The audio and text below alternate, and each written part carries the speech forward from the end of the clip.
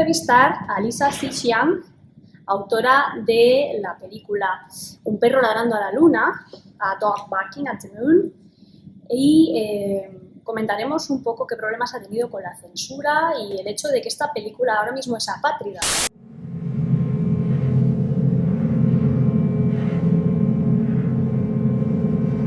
You had to face censorship in your country, which you wisely got to skip because you used the word lover instead of boyfriend. You were describing the situation of the characters. I need to ask a distribution permit to show the film in China. But because the nature of the film and what we did when we get the shooting permit, which you mentioned, that to say father's lover instead of boyfriend, and later on for what I said in the award ceremony, and all this make it very difficult for me to get the distribution permit, the dragon logo. So I cannot to present it in the cinema in China. Yeah, you can make a feature, I guess. Yeah. So we were denied the Spanish nationality. That's true. It's because that you need to the percentage of actors and actresses, I guess. Yes. But the funny thing is, which my husband is very upset because he's Spanish. He's from Cadiz, and this film we shoot it with our own money and with help of our friends and relatives. So there is no money, no public money in the film. Not Chinese funding, not Spanish funding. But however, in the Berlinale, the Spanish delegation was very delighted to present our film as a co-production. Yet, 1 or 2 months later, when we asked for the nationality, it was denied.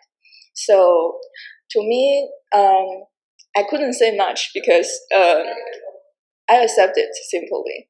But my husband, he's a co-producer as well, and he's upset about it. Yeah, I guess it feels kind of betrayal. Yeah, I can understand. Yeah. And about the fact that homosexuality is so prosecuted and so difficult to film.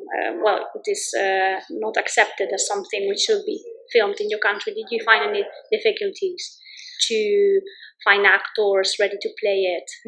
Yes, we do have some difficulties because there are certain actors that I want to be the father character in the film, but they reject the script because they simply don't want to play the role. Too risky, I guess. Yeah. So in the end, we find our actors through friends, and they are casting directors, and so they know this actor that he is quite good, but he's not so famous. He's not so how do you say it? He acts more in TV shows and commercials, but not in film. So we hired him, but he's doing good, I think. Yeah. Okay. Back to the fact of filming in China under this pressure, how did it feel?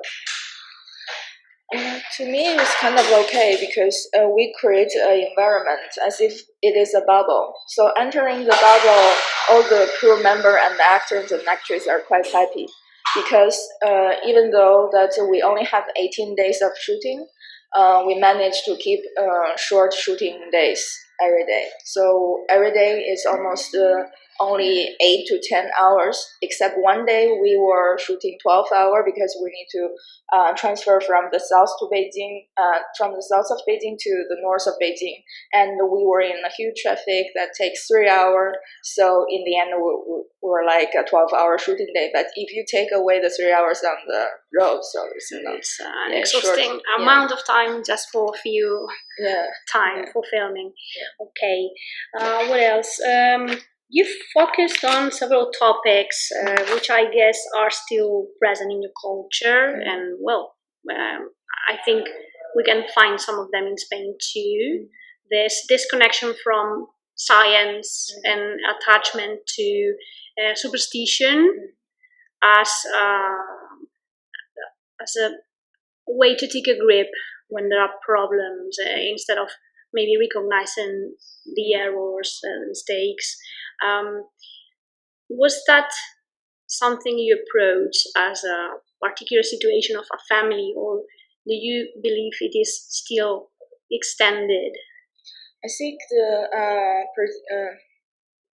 mother character, and she was in the code, and I think it's real, but it's based on my personal life, but somehow it's a metaphor as well. Sometimes when we are dealing with things, we don't want to deal with a problem. We want to escape to some place that we feel safer. So we put us in a sort of shelter, like with beautiful illusions, and to hide our true identity. And I think for some people that's to get addicted stuff, to get addicted, and for the others to seek for religious. I think that thing is actually universal, because we also have a new film, Ombligo, is directed by my husband. Ombligo, Ombligo, and it's also talk about people hide in religion beliefs to not facing the true problem. Yeah. So I think it's in that sense, I think it's universal. Yeah. It's quite universal. In fact, we can see several levels of problems within the family which could be transported anywhere. And right now, as you know, it's the month which celebrates the LGBTIQ plus pride. Sorry. And did this fact contribute to maybe give a push to your movie? Have you received any comments or any expressions of gratitude or any will to kind of adopt your movie or make it more visible? Oh yeah, according to this. Yeah, a lot of friends that in China that I have a lot of friends in China that is from the LGBTQ group, and they like the film a lot, and they try to put it in small screenings because we cannot show it in theater, so they try to show it in a cafe or in a bar or small event. And once that's in the Shanghai Pride Film Festival, we were screening in a roller skating field, so audience are very happy to see this film. And all over the world, we have been in Kiev International Film Festival, and also in Seoul. We have been showing our film around the world with film festival that is focused on gender equality and LGBT group rights. This sort of film festival, they really welcome our film. Yeah. Okay. What else? You were talking about the metaphor of the mother, apart from the fact that it could be a real person. Is the husband of the daughter another metaphor, maybe from the point of view of that foreigner who is missing information or who doesn't really understand what's going on in your culture? I think the film, a lot of parties talking about communication, and there's a lot of thing that is not clear, because people is either lack of will to communicate or lack of means to communicate, or they are afraid of communicating. The husband of the young daughter is a metaphor from a outside point of view, of course, but also that in the story that they met in America. Of course, you don't see it in film, but they say it in the conversation. So he's European and he speaks French. He has a strong accent. You can notice he's French, and so none of them communicate with each other in their native language. So you have that barrier. Even if they are communicating, they are not communicating 100%. But sadly, when she was in her mother's house, communicating with her mother and her father, they also don't communicate 100%. They tried, but she was communicating with her about one thing and she was talking about another. So they're trying to, but they will never understand each other because both party doesn't really wanting to think for the other. Do you think there are any symbolic elements in the movie, which, despite the fact that it is quite universal, do you think there are any elements which are so attached to your culture that might go undetected by foreigners? Yes, I think nobody have mentioned, even in my culture, there's people who didn't notice these details. And there are many of those details that need to be discovered by the audience. I just want to make one or two examples because I don't want to ruin the film for the audience. So in the beginning of the film, when this young couple arrived to the parents' house, the husband was so curious and he go touch the flower in the vase. So that's the thing that's only in a interracial family you can understand it, because that flower looks so real.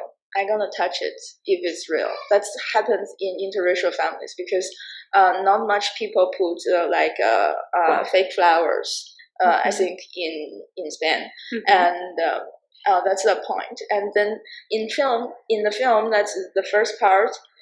The husband arrived to touch the mother-in-law's decoration in the family. Oh, it is fake. But that says something about the mother. And later on, you see the daughter, she was putting real flowers in the vase. So you see the characters as well through flowers. One is real, one is fake. And the fake one linked to the mother's personality, that she was covering herself. She don't want people to see the true self. And the daughter was, on the other hand, she want to express herself and she want to be true. And so that's a detail nobody really mentioned it or understand it yet. Another part that nobody notices when they come out of the airport and there is a shot of the highway exit. That is a metaphor as well. That's everybody needs an exit in their life, because when you are living in such a it's like a time bomb. It's so pressurizing.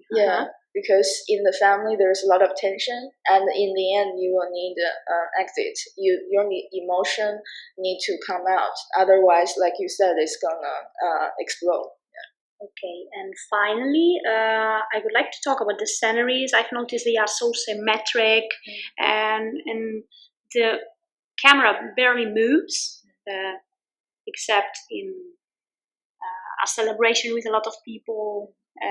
But most of the scenes in which there are conflicts, so constantly, the camera doesn't move, and if there are children, they are showing their backs to the camera.